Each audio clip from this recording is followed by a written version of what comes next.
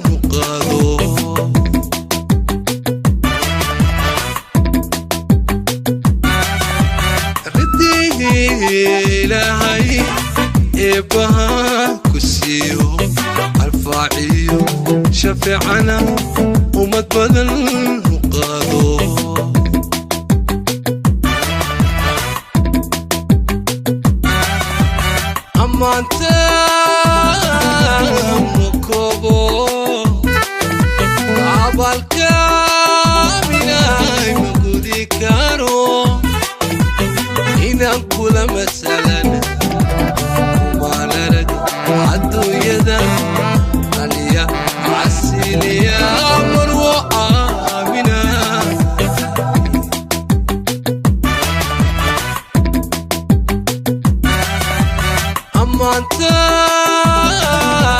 ma koobo abaalka